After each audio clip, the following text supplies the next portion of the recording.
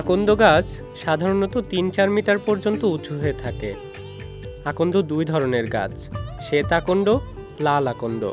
শ্বেত আকন্দের ফুলের রং সাদা আর লাল আকন্দের ফুলের রং হয় বেগুনি। গাছের পাতা ছিঁড়লে কিংবা কাণ্ড ভাঙলে দুধের মতো সাদা কষ বের হয়। উপকারী এই গাছ উন্মুক্ত পতিত জমি, রাস্তার পার্শ্ববর্তী স্থান এবং রেল লাইনের ধারে জন্মে। গ্রামে কাঁচা রাস্তার পাশে, বিশেষ করে শুকনো স্থানে এই গাছ ভালো জন্মে। আকন্দের বংশবিস্তার হয় আঁশ এবং বাতাসের মাধ্যমে। এর ফুল ফোটে ফাল্গুন ও চৈত্র মাসে। ঔষধ হিসেবে আকন্দর ভেষজ ব্যবহার বিষয়ে আয়ুর্বেদ ও ইউনানি চিকিৎসায় উল্লেখ রয়েছে।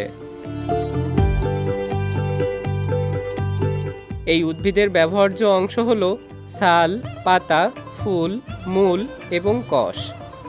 বায়ুনাশক, উদ্দীপক, পাচক, পাকস্থলীর ব্যথা নিবারক, বিষনাশক, ফোলা নিবারক এই আকন্দ পাতা। দাঁত, অর্শ, কৃমি ও শ্বাসকষ্টে উপকারী এই আকন্দ।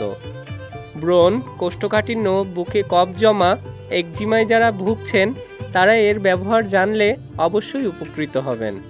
আকন্দের ফুল বহুমূত্র রোগের জন্য বিশেষ উপকারী।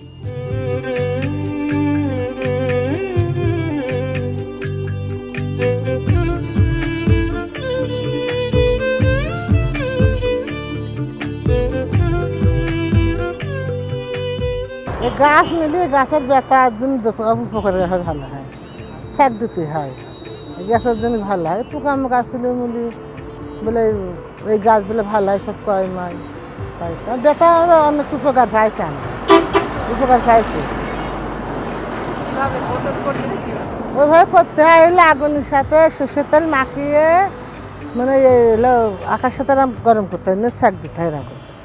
মাজায় যদি সমস্যা হয় সরষের তেল দিয়ে এটা মাইকি আগুন দিয়ে সেঁকতে হবে মাজায়। আবার দাঁতের যদি সমস্যা হয়, দাঁত ব্যথা হয় না, এটা যদি কোয়াশ 1 ফুটা কোয়াশ দিয়ে আর লবণ দিয়ে লবণ অল্প এক ফুটা হইলে এই কোয়াশ 1 ফুটা বেশি দেওয়া যাবে না, বেশি দিলে আবার ঘা হয়ে যাবে, এই ঘা পর্যন্ত সারে এটি। অগদের পাতা হাত মা কাটিয়ে ঘুটে গেলি মানুষ নষ্ট মতো করে দেয়, তার জন্য ভয় লাগে বাইন যেতে হয়, বাইন যেতে হয়। আর ওষুধ খাতে হলে একটু খাই, আর বিভিন্ন কাজে কত লাগে তা তো অত করে পাই না। পাতা কি কাজে লাগে? পাতা পাঠিয়ে পিটিয়ে হয়তো ছেলেবেলে রস খাওয়াই।